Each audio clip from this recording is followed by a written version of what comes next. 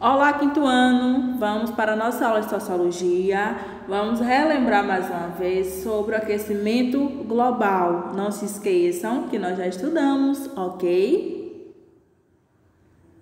Então, nós aprendemos que o aquecimento global é o aumento da temperatura média terrestre causado pelo acúmulo de gases na atmosfera. E esses gases são provocados pela ação do homem. E essa ação agride toda a nossa mãe natureza. Sua principal causa é a emissão de gases de efeito estufa. Esses gases são produzidos com a queima de combustíveis de origem e o efeito estufa, tá? Vamos ver aqui também algumas consequências do aquecimento global. O que é que isso pode estar provocando? Então, ele provoca mudança na composição da fauna e da flora. Ele também provoca aumento de desastres naturais, como enchentes, os vulcões, os maremotos, os deslizamentos de terras, os furacões e etc. Também provocam desertificação, tá? Provoca também as secas e as mudanças climáticas, como já vimos na fala anterior. E o que é que causa o aquecimento global? Nós sabemos que é o homem, o principal causador. Mas de qual forma? Então, assim, quando o papai pega o seu carro e vai na rua, esse carro, ele passa pelo processo da queima de combustão e libera aquela fumacinha. Essa fumacinha, ela vai para a atmosfera. E na atmosfera, ela causa o quê? Um efeito estufa. Então, assim, a queima de carros movidos de produtos, de combustíveis, de gasolina e óleo, diesel, provoca aí esse efeito. Também temos o desmatamento. O desmatamento causa a desertificação de uma área que também contribui para o aquecimento global. Provocando aí temperaturas elevadas, principalmente no período de verão. Temos também as queimadas. As queimadas deixam, as nossas plantas que são liberadas ali, queimadas, elas deixam de liberar o gás oxigênio e daí a nossa temperatura também fica muito ruim, contribuindo ainda para esse aquecimento. Além das atividades industriais, que são uma das piores, liberando aí muita fumaça na atmosfera. Então, pessoal, aqui ficamos com nossa revisão. Nós estamos aqui num processo sobre essa pandemia, não é? Estamos nos cuidando bastante. E hoje nós vamos falar sobre a máscara. A máscara nós sabemos que é um equipamento de uso individual, mas a proteção é para todos. O uso é individual, mas a prevenção é coletiva, ok? Então, continue usando sua máscara de forma correta, pegando sempre pelos elásticos. Não ponha sua mão na máscara. E se caso isso acontecer, você pode estar trocando, tá bem? Vamos agora para a nossa próxima aula. Nós temos uma aula de Sociologia. Vamos estar falando sobre a extinção dos animais. Alguém já ouviu falar nesse tema? Eu acredito que sim, não é? Então, vamos lá conhecer? Muito bem, pessoal. Hoje vamos estar falando da extinção dos animais. Nós sabemos que o nome extinção quer dizer o quê? Desaparecimento. Então, desaparecimento de animais, vegetais, de plantas, não é isso? Então, quando nós falamos da extinção, temos o pior fator, que é o ser humano. Lembra que nós estudamos agora há pouco sobre o aquecimento global? Será que o desmatamento, as queimadas, as enchentes provocam alguma extinção? Claro que sim. Desde quando deu uma enchente e esse rio, essa represa aí toda água abaixo, vai embora, toda aquela criação que tiver ali dentro também ela vai ser Vai morrer, vai ser extinta com o tempo, tá? As queimadas também, elas provocam o desaparecimento de muitas espécies de plantas e de animais, tá? Então, vamos aqui. Extinção quer dizer desaparecimento definitivo de um ser vivo, seja planta ou animal. O que é que causa essa extinção? Causado pelo aquecimento global e está ligado ao homem. Nós, seres humanos, dependemos da fauna, que são as plantas, e a flora para dar continuidade à nossa vida no território mundial. Se o nosso planeta ele é constituído por seres humanos, plantas e animais, isso quer dizer que em uma cadeia, um depende do outro para que nós tenhamos vidas tranquilas, ok? Como nós, seres humanos, podemos colaborar para que não aconteça a extinção de plantas e animais? Olha só, nós podemos estar pegando esses animais que estão sendo extintos e levar para um ambiente, um espaço de reservas, onde tem pessoas cuidadoras, protetoras, né, que estão ali aptas para o cuidado dessas espécies, ok? A Pro também trouxe aqui um mapa da extinção dos animais. Vocês sabem interpretar o mapa do Brasil. Nós estudamos isso aí em geografia. Vocês também já viram há muito tempo atrás aí, todos os anos de estudo. A área branca, que corresponde à fronteira do nosso Brasil, que nós sabemos que é formado por seis países, que são Venezuela, Suriname, Guiana Francesa, Guiana, Bolívia, Chile, Argentina, Paraguai. Esses lugares também têm animais em extinção. Temos aí o número 2 e 3, que corresponde à Bolívia. Então, temos a onça pintada e temos a arara azul.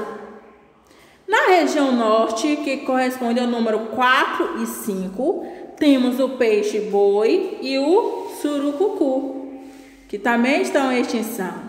No nosso nordeste, que corresponde aos números 13, 10 e 9, temos aí a arara azul, urubu-rei e a jabuti, entre outros desses lugares. Então, observe aí atentamente ao mapa, veja que muitas espécies elas estão em extinção.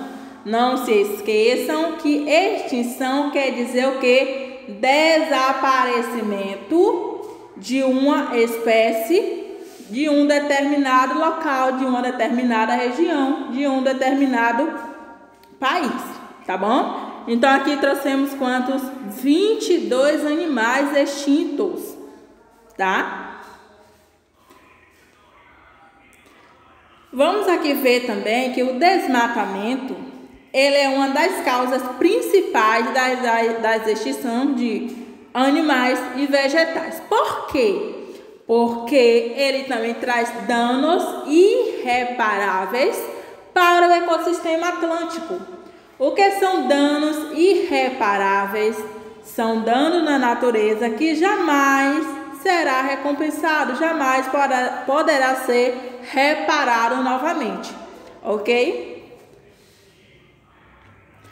Além do desmatamento, nós também temos aqui as queimadas. Vocês lembram que no ano passado tivemos ali meses, né, a floresta queimando, e eu estava assistindo o jornal, mas eu não pude saber o final realmente da matéria, o que causou aquela queimada.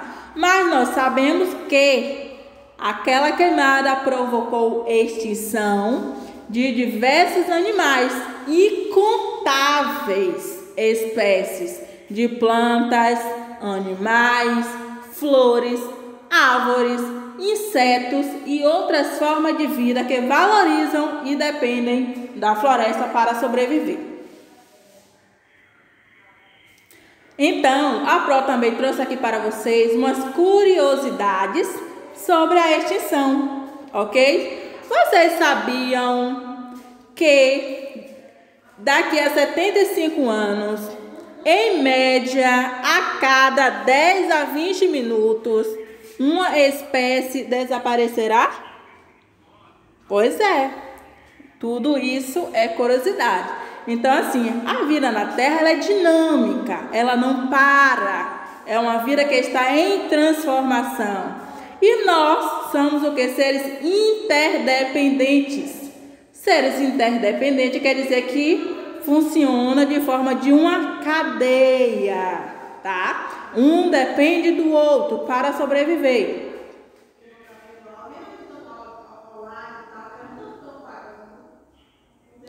No passado, a extinção de espécies era desencadeada principalmente por mortes naturais. Morte natural quer dizer que um indivíduo, como uma planta com seus 30, 40 anos, morriam naturalmente, mas hoje não. Hoje nós sabemos que as plantas, os animais, eles morrem por ação do homem. O homem derruba, o homem queima, tá? O homem provoca as secas e com isso nossas plantas, nossos animais estão desaparecendo, estão sendo extintos, ok? Então, por aqui ficamos com nossa aula de extinção dos animais e vegetais. Espero que vocês tenham compreendido direitinho o conteúdo, tá? Vamos falar um pouco sobre o coronavírus. Vamos dar uma respirada, beber uma água, não é isso? Se hidratar, para poder passar para o nosso próximo conteúdo. Mas antes, fique atento as dicas que a Pro vai dar para vocês sobre a proteção contra o coronavírus. Vamos sempre estar lavando as mãos com água e sabão. Caso não esteja no momento, use o álcool em gel. Também devemos evitar locais com aglomerações de pessoas. Fique sempre em lugares isolados, afastados e ventilados. Utilize lenço descartável para higiene nasal e faça o descarte do lenço corretamente em locais apropriados. Cubra o nariz e a boca ao tossir e espirrar. Evite tocar nos olhos, nariz e boca. Então, pessoal, aqui são mais algumas dicas sobre o coronavírus, tá? E agora vamos para a nossa aula de língua portuguesa. Quem lembra quando a Pro fazia leitura em sala e depois nós íamos fazer a interpretação do vocabulário? Quem lembra aí? No texto que corrigimos anteriormente, nós trocamos algumas palavras pelos seus significados, ou também por uma outra palavra semelhante. Então, nós estávamos falando dos sinônimos. Sinônimos e vamos falar também dos antônimos. Fique atento para diferenciá-los, cada um deles, ok? Vamos lá. Então, o que são palavras sinônimas? São palavras que têm significado equivalente, semelhante ou igual. Os sinônimos, eles não são perfeitos. Por que não são perfeitos? Porque vai depender do contexto da frase, da fala, do seu texto para você escrever, ok? Observe aqui. Ana é uma menina alegre. Ana é uma menina contente. Então, veja que a palavra contente e alegre são palavras sinônimas perfeitas, porque elas não mudaram o sentido da frase e se encaixaram perfeitamente no texto, ok?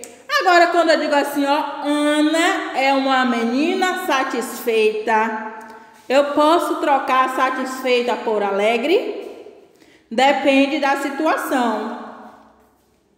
Se Ana ganha um presente, aí eu digo, Ana ficou alegre, Ana ficou satisfeita. Aí pode ser. Por isso a diferença dos sinônimos perfeitos e sinônimos imperfeitos, tá? Os perfeitos são aqueles que se encaixam perfeitamente no contexto do que está se falando. E os imperfeitos são aqueles que não se encaixam. Então, vamos lá. Sinônimo de fiel, leal. O sinônimo de oferecer, dar. O sinônimo de tristeza, melancolia. O sinônimo de alegre, contente. O sinônimo de alto, elevado. Belo, bonito. Lindo, belo. Construir, edificar. Então, aqui ficamos com o sinônimo. Vamos passar para as palavras antônimas. Se o sinônimo me diz que eu troco a palavra, mas permanece o mesmo significado, são sinônimos, então um antônimo é totalmente contrário. São opostas, tá? São palavras que não têm o mesmo significado, e sim o significado contrário, oposto. Vamos lá? Lembrando que os antônimos também não são perfeitos. O antônimo de alto, baixo. O contrário de amor, ódio. O contrário de construir, destruir. O contrário de dar, tirar. O contrário de fiel, infiel. Leal, desleal. Observe que para se fazer o antônimo, é necessário também estar usando as palavras des, ok? Veja aí o exemplo. Fiel, infiel. Leal, desleal. Construir, destruir. Ok? Aqui também eu trouxe para vocês uma tabela de antônimo. Todos esses aqui são muito fáceis. Já muito conhecido no nosso dia a dia, no nosso cotidiano. Lembrando que antônimo é o contrário de dentro, fora, de leve, pesado, muito, pouco, aberto, fechado, cheio, vazio, bonito, feio e assim sucessivamente, etc. Que temos aí N palavras, milhões de palavras, ok? Mais um comercial, mais umas dicas, né, para passarmos para a nossa próxima aula. E aí, gostaram da aula de sinônimo? Não se esquecendo que assistiu a aula até o fim, dê seu like, ok, pessoal? Então, vamos para mais umas dicas de saúde. A transmissão da Covid é feita pelo ar, pelo contato pessoal ou com secreções contaminadas em gotículas de saliva, espirro, tosse e catarro. Não compartilhe objetos pessoais. Mantenha os ambientes arejados. Higienize suas mãos sempre e vamos ficar atento ao combate ao coronavírus, ok? Vamos agora para a nossa aula de ciências, que estamos trabalhando sobre a matéria. Nós já vimos aí o que é matéria, o que é volume, o que é massa, o que é densidade, os estados físicos da matéria. Vamos aprender mais um pouco? Vamos lá! Então, nós sabemos que cada matéria tem suas características próprias, diferenciando suas composições. Ou seja, existe milhões de tipos de matérias, não é isso que nós aprendemos. Mas a matéria formada com uma porta que é de madeira e a matéria formada por um vidro tem a sua mesma composição? Não. Elas vão ter o quê? Características diferentes. Vamos ver? A propriedade da matéria, ela tem duas características. Massa, que é a quantidade de matéria em um corpo, medida por quilo. E o que não se pode medir em massa, nós medimos em litros ou miligramas. Imagine, eu tenho um livro. Eu posso medir a sua massa, a matéria que o compõe. Mas se eu tenho uma garrafinha de água, a água mesmo líquido dentro, eu quero saber quanto eu tenho ali de matéria. Eu vou medir por litro, então eu vou usar o seu volume, ok? Também temos a propriedade da impenetrabilidade. Ela diz o seguinte, que dois corpos não podem ocupar o mesmo espaço no mesmo momento, ok? E tem uma divisibilidade. Ela fala o seguinte, mesmo que o corpo você divida em propriedades menores, muitas propriedades, suas partículas não diminuem. Imagine aí, você pega 1 litro de água. Você vai dividir esse litro de água em 10 copos com água. Você vai ficar com algumas gotículas. Mas essas gotículas, todas elas serão do mesmo tamanho, ok? E vamos falar da compressibilidade e elasticidade. Ele diz o seguinte, que o material volta ao seu tamanho original após passar por compressão e pressão. Imagina um elástico. Quem aqui já brincou de elástico? Tem aquele brinquedo que você pula em cima. Então, você espicha, ele vai até quando der. Quando você solta, ele volta ao seu tamanho normal. Isso é uma propriedade da matéria chamada que elasticidade. Essas todas que a Pro falou até agora são as propriedades o quê? Gerais, né? São a propriedade da matéria entre massa e volume. Agora vamos falar das propriedades específicas. As gerais, elas estão em todos os tipos de matérias. Mas as específicas é diferente. Ela quer dizer o quê? Que são propriedades que acontecem em determinado tipo de substância e não em outras. Ou seja, se eu pego uma fruta que tem bastante cheiro, deixa eu lembrar, um caju. O caju ele tem bastante cheiro. Por mais que você estiver com olhos vedados e eu colocar esse caju à sua frente, no seu nariz, você vai sentir o cheiro dele. Então, você vai saber que ali é um caju. Mas se eu pego um pedaço de madeira simples e coloco à sua frente, sem você tocar, você vai saber que é uma madeira? Não. Então, assim, as propriedades específicas da matéria são aquelas que acontecem com determinado tipo de substância e não com as outras. Nós podemos perceber pelo tato, pelo odor, pelo sabor, pelo brilho ou pelo cheiro, ok? São as propriedades organolépticas, que podem ser percebidas pelos sentidos. E as propriedades físicas estão relacionadas com os fenômenos físicos. A água, por exemplo, é uma propriedade física, porque a água ela pode passar por vários pontos, né? Ebulição, fusão, vaporização, mas depois ela volta para seu estado normal. Da mudança do estado sólido para o líquido, temos que a sublimação. Do estado sólido para o líquido, a solidificação. O sólido para o gasoso, sublimação. E do gasoso para o líquido, condensação. Ou seja, veja que toda essa mudança aqui é propriedade física, porque por mais que ela mude de estados, né, do sólido para o líquido para o gasoso, no final ela volta ao seu estado normal, diferentes das propriedades químicas.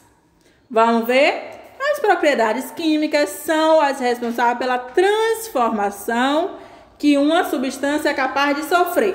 Imagine a água pura, né? Ela foi transformada em álcool hidratado. Jamais esse álcool vai voltar a ser água normal. E se for, ele passa por muitos processos químicos, tá? A mesma coisa acontece com cloro, entre outras substâncias. Pronto? Vamos falar um pouco também sobre a força da gravidade. A força da gravidade é uma força de atração existente entre os corpos. No caso da superfície terrestre, é a gravidade que nos empurra para baixo, permitindo que fiquemos presos na superfície. Já pensou todo mundo aí voando no mundo? Ia ser algo muito estranho, né? Mas se nós estamos aqui na superfície terrestre, é porque a força da gravidade nos permite ficarmos em pé, ok? É tanto que quando o fruto cai da árvore, o que acontece? Ele cai em forma direta para o chão, em queda livre para o chão. Isso tudo é resultado da força da gravidade. Se a força da gravidade não existisse, seria impossível viver na Terra, pois todos os objetos e seres vivos estariam soltos no espaço. Imagine. Graças a ela estamos aqui muito bem estruturados. E agora, pessoal, terminamos nossa aula de ciências, tá? Vamos para o nosso diário. Hoje temos caderno de língua portuguesa, livro de sociologia, página 43 e 44. E temos livro de ciências para 60 e 61. Estude também o capítulo Região Norte do livro de geografia, página 28 a 49, para um grande debate avaliativo. Aguardar o pronunciamento da data, ok? Se tiver dúvida, chama no privado.